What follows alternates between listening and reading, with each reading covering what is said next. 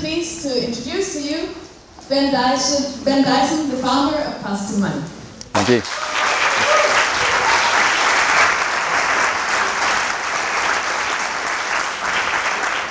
Thank you. So I'm going to start with a thought experiment. We'll start the discussion at the beginning. Imagine you're on a cruise, and there's about 1,000 of you on this boat, and one night, in the middle of the night, you hear the siren going off. And basically the ship is going down. You've got to get off. You've got to jump into the sea. It just so happens that you're very close to this incredible island, and you all make it to the island. You're all on the beach, and you've got to figure out how to live on this island until somebody comes to rescue you. So initially you all start off just chipping in.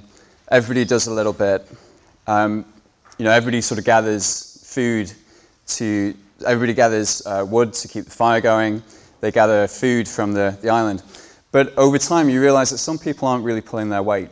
There's a few people that are just kind of sitting around while everybody else is going out there and doing the hard work to keep the community going. So one night everybody sat around the campfire, and somebody says, look, I think we need maybe some kind of token that we could give to people when they've done something for the community. And then they can bring these tokens back when they want to get food and firewood and everything from the community. And that'll make it so much easier for us to coordinate what we do. And one of the guys says, well, didn't we used to have something like that when we were back on the mainland before we crashed? It was those little bits of paper that we were all using. So somebody said, oh yeah, no, money. We could use money to keep track of who's doing what. But the problem was, because everybody woke up in the middle of the night and had to jump off the boat, nobody brought their wallets. So there's no money on the island. So the question then is, who's going to create these tokens? Who's going to create the money? And so this discussion, some groups of people come forward and say, look, we've got an idea for how we could create the money. And there's three groups of people that come forward. And the first one says, we'll create the money, and what we'll do is we'll lend it to whoever we think is going to make the best use of that money. And then they can pay it back when they've used the money, and just pay us a little bit on top of that to cover our costs of administering this project.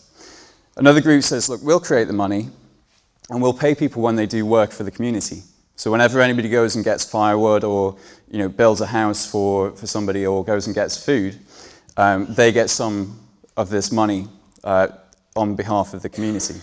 And the third group says, look, we'll create the money, and we'll just divide it up equally between every single person on the island.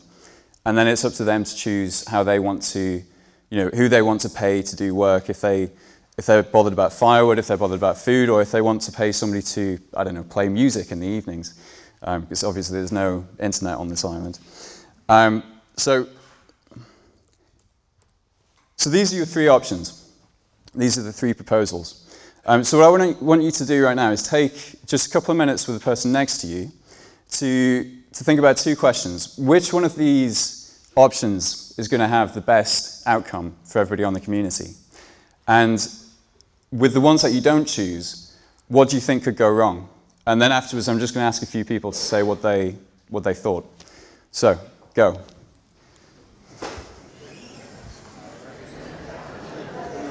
Okay. So let's just do a quick show of hands first. Who went for option one? Okay, we've got one hand here. I'll come back to you in a minute. Who went for option two? Okay, that's good. And option three? Okay, that's about half and half between option two and option three. Does anybody want to say any problems they saw with the other options? Go ahead. Well, I was a little bit concerned that number three doesn't mention community, or that it doesn't mention, what's any extra money? Any extra money that they decide to create. All right. Yeah, but anyways, I was a little bit unsure of whether there was any sort of serving up community in that document. Okay. Excellent. Anybody else? Go ahead. I thought they were all flawed. Well, the interesting thing is the discussion that you just had has not taken place in any parliament or any Congress building for about 170 years. The monetary system we have today isn't something that governments have debated and chosen as the best system. It's something that's evolved as basically an accident of history. And what I'll do now is explain how it actually works now, the system that we have, which is actually closest to number one here, where it says we'll create the money and we'll lend it to whoever we think can use it in the best way. They'll pay us back with some interest on top. So let's go through this. Okay, so who makes these? Any guesses? Okay, the National Bank. In the UK, it's the Royal Mint. Again, pretty much the same answer. Your national bank is also responsible for creating the paper money. What happens if you make your own? Well, this, yeah. So we all know that it's illegal to create your own money and that the police will come and arrest you if you do. But there's a real twist in this story, which is that cash, the physical money, is only 3% of all the money that exists. So what about the other 97%? So firstly, this 97% of money is just bank deposits. They're just numbers in computer systems. So when you check your bank balance, there's no cash there in the bank. It's just a number in a computer. But then the question is, who creates these deposits? And the answer is, it's the big banks. So these are your main Danish banks. But this system runs pretty much in every country in the world, where most of the money in the economy is created by the biggest banks. And usually when I tell people this, they think I'm crazy. Even many economists aren't fully aware of how this system works. Now, this is a paper from the Bank of England that came out about 3 months ago, where they confirmed basically what my organization has been saying for the last 4 years. And they said, so commercial, so that's the high street banks, create money in the form of bank deposits by making new loans. When a bank makes a loan, for example, to someone taking out a mortgage to buy a house, it does not typically do so by giving them thousands of pounds worth of banknotes. Instead, it credits their bank account with a bank deposit the size of the mortgage. At that moment, new money is created. So most of the money in the economy, actually 97%, is created at the point when people go into debt to banks. And it's just a very simple accounting process that allows banks to create new money. Martin Wolf, who is the chief economics correspondent for the Financial Times in London, describes it this way. He says, the essence of the contemporary monetary system is the creation of money out of nothing by private banks' often foolish lending. And some people say you should remove the word often from that quote. So if you give the power to create money to banks, and you give them bonuses and commissions and incentives and targets to lend as much as they possibly can, then you can guess at what's going to happen to how much money there is in the economy. So these are figures for the UK. The same sort of pattern takes place in almost every country in the world. So we started off in 1970 with about £29 billion in the UK. Just times that by 10 to get the Danish equivalent. By 1980, that had increased 3 times to 107 billion. It then increased 5 times in the next 10 years to 495 billion. And then it didn't increase quite so quick. It got to 857 billion by 2000. And then, this is where we hit the peak and where the financial crisis hit, 2,185 billion pounds. Okay, so the interesting thing is how was that money used? You know, was it all invested in, I don't know, medical research, science and technology, building sustainable houses, investing in renewable energy? Or was it used in a way that didn't actually benefit society? So the money that was created in the 10 years running up to the start of the financial crisis in 2007, of all the money that the banks created in that time, this is where it went. So 51% went into housing and commercial property. This is mortgages. 31% went into the financial markets. 8% went into businesses outside the financial sector. So a lot of economists believe this fairy tale that what banks do is they take money from savers and they go and invest in businesses, which helps the economy grow and creates jobs. And that's why we have to protect the banks at any cost. That's a myth. Actually, investing in business is a tiny part of what banks do these days. And the remaining 8% went on those pre-approved credit card applications that everybody over the age of 16 was posted in the years before the financial crisis, and personal loans as well. So the consequences of this on society and the economy, firstly, house prices. So you'll often hear politicians talking about high house prices as though there's too many people and there's not enough houses. And they might blame part of the problem on immigration. They might blame the problem on planning constraints, so rules that stop house developers building more houses. I'm sorry, these are not the figures for Denmark, but they are the figures for the UK. This purple line here is house prices. The green line at the bottom is population growth, and the red line is the number of houses in the economy. So the number of houses has actually grown faster than the population over the last couple of decades.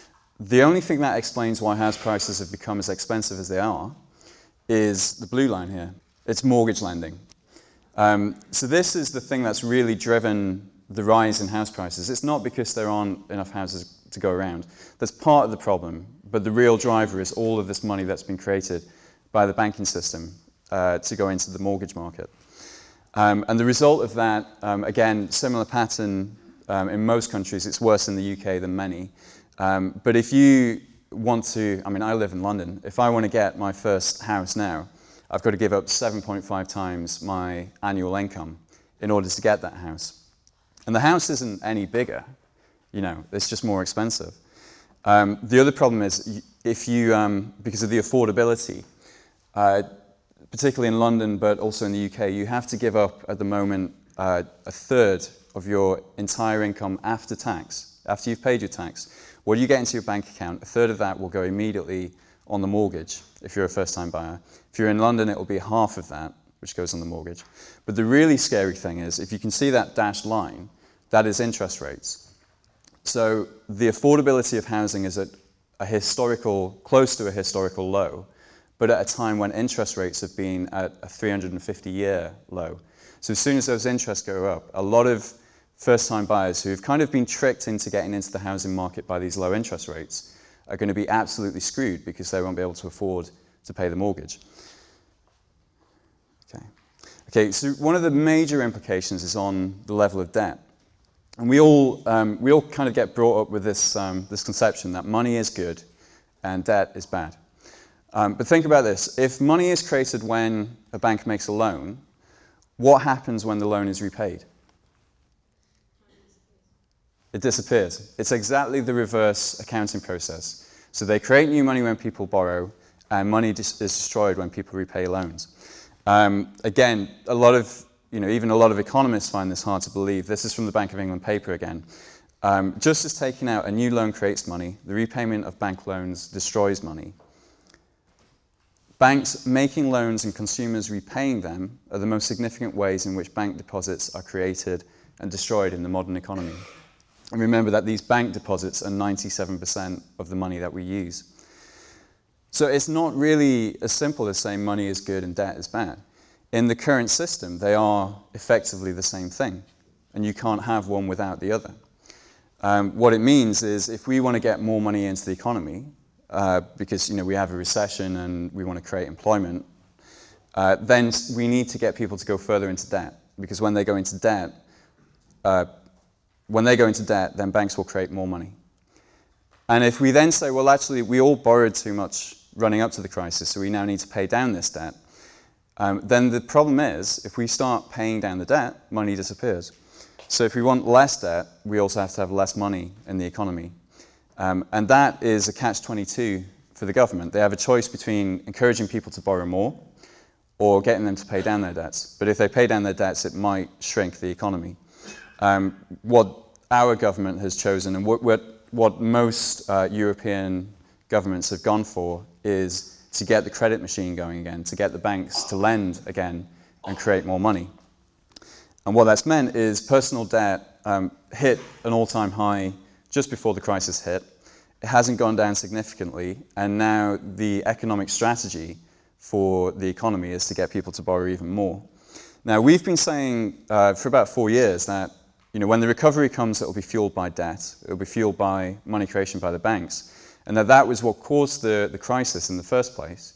So it's going to be really dangerous if we use this as the solution to the crisis. And now, finally, this guy here is Lord Adair Turner, who was the head of the UK's bank regulator, the Financial Services Authority, up until about last year. And he's now saying exactly the same thing. He said, we got into this mess because of excessive creation of private credit and money. He's talking about the banks creating money.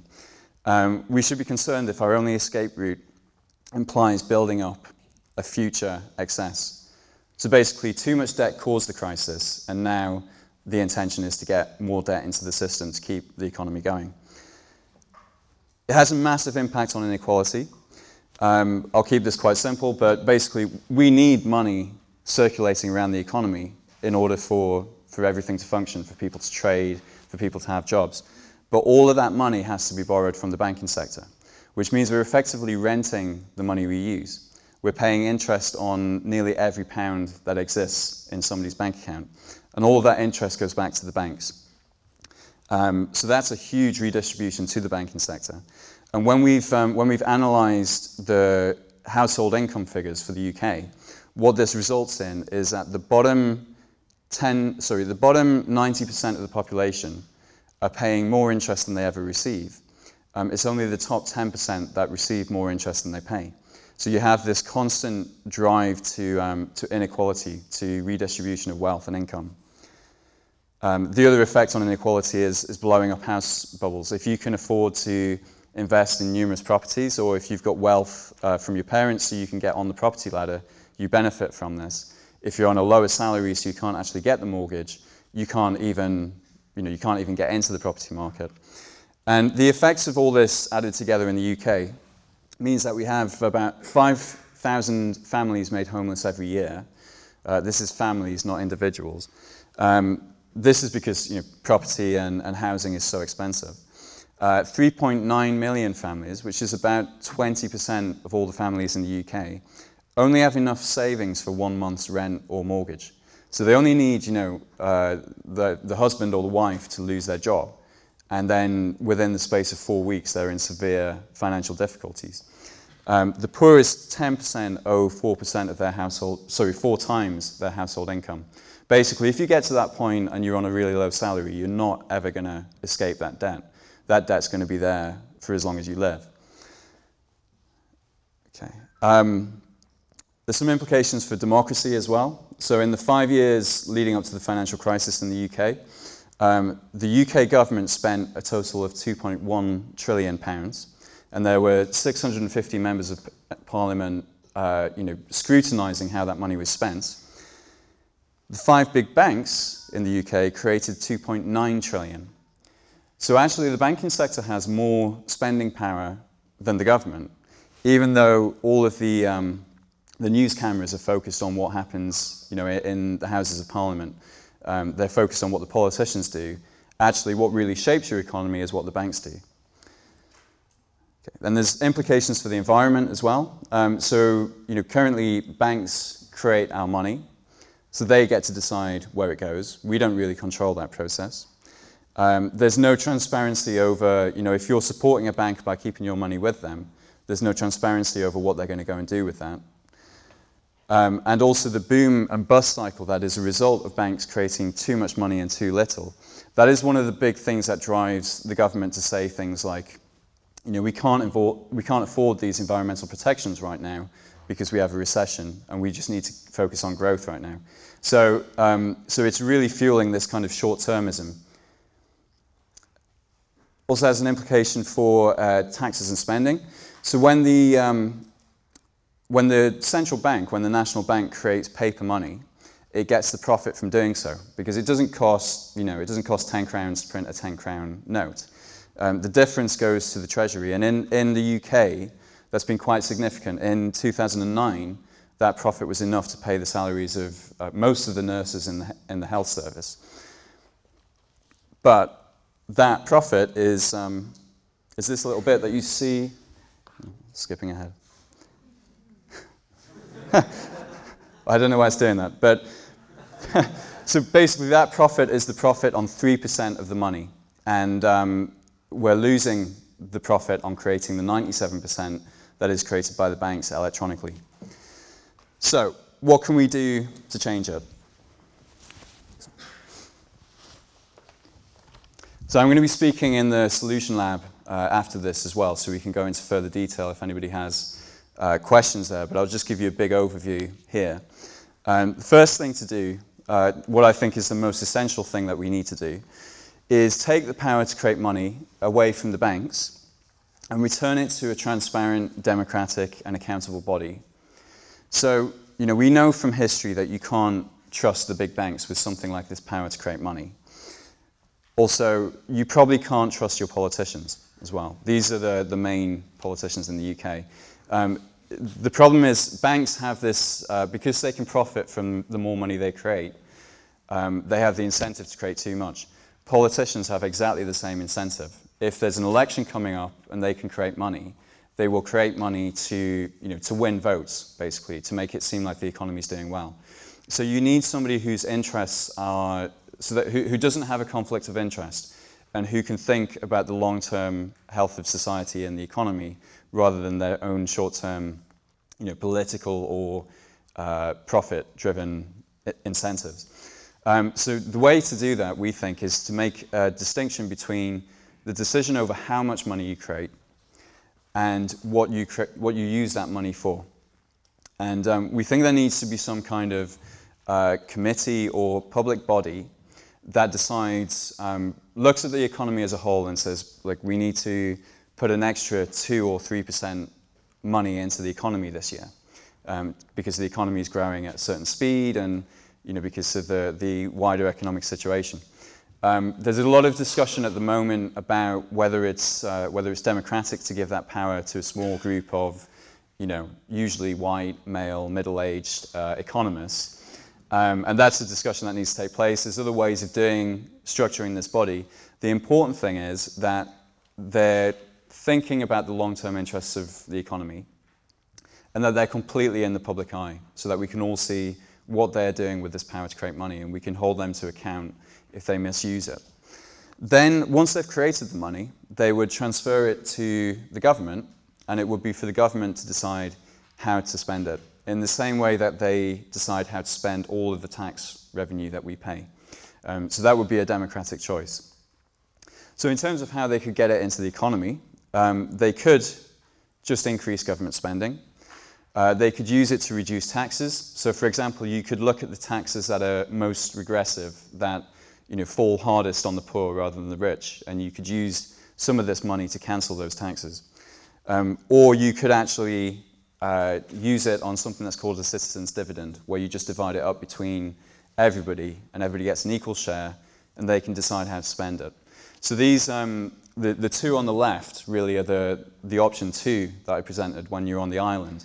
It's the idea that the government pays people for doing work for the community, using this newly created money. And then the one on the right, the citizen's dividend, that was the option 3, where you create new money and you just divide it up between everybody and they can choose how to spend it. Now, there's pros and cons whichever way you use. There's no perfect way. Some people would say the citizen's dividend is most democratic because everybody gets to decide. The government spending is likely to have the biggest effect on employment and on the GDP, if that's what you want to do. So there's a whole range of considerations there. The next really important thing is that you create money free of debt. So in the current system, as I said, if you want any more money in the economy, people have to go further into debt. Here we are. And if you want less debt in the economy, then we end up with less money. What happens if you take the power to create money away from the banks and you return it to the state or some democratic body? They can actually create money without waiting for anybody to go into debt. So you can have this equation, less money, more money coming into the economy, but that money then being used to pay off some of the old debt. So you can actually have more money and less debt. That makes the economy safer, it makes people better off. If people have less debt, then they have more time. They don't need to work necessarily 5 days a week just to pay the mortgage. So this can have quite profound implications for the way we live and the way we organize society.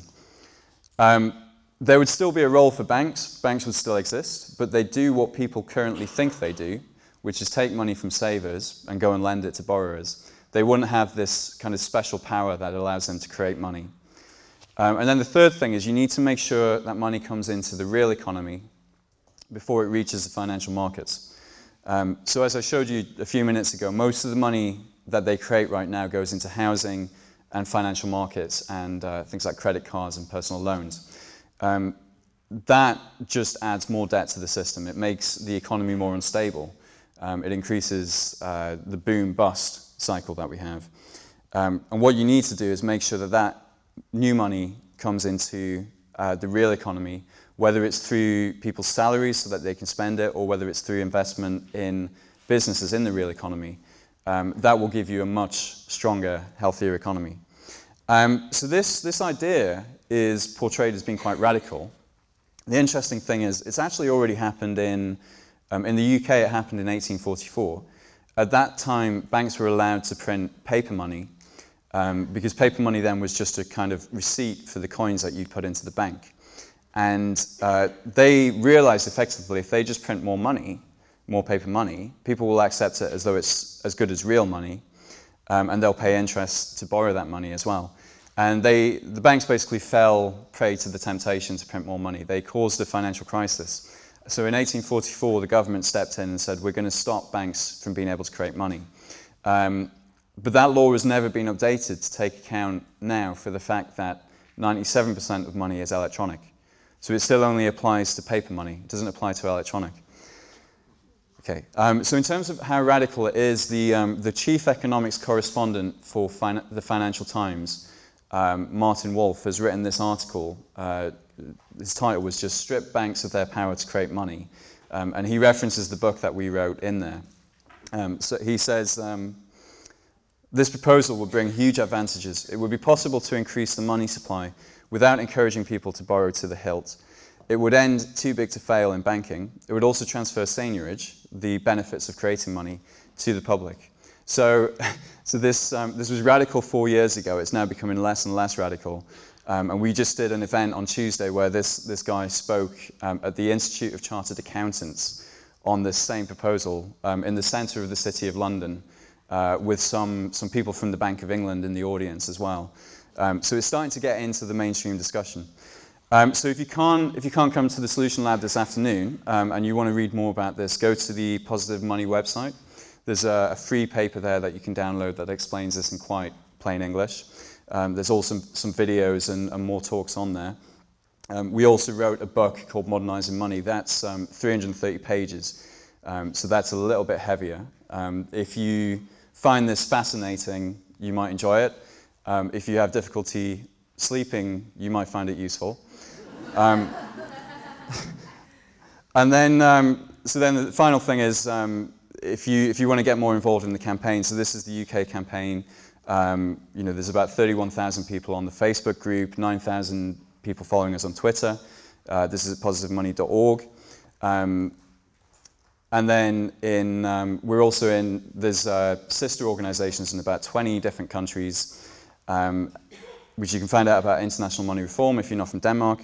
If you are from Denmark, you have this amazing organization. Here's the website at the bottom. I'm not going to try and pronounce it properly. But also you can speak to Rasmus. Where are you? Back in the back corner if you want to get involved with that. So, and that's everything for me. So I'll leave that out.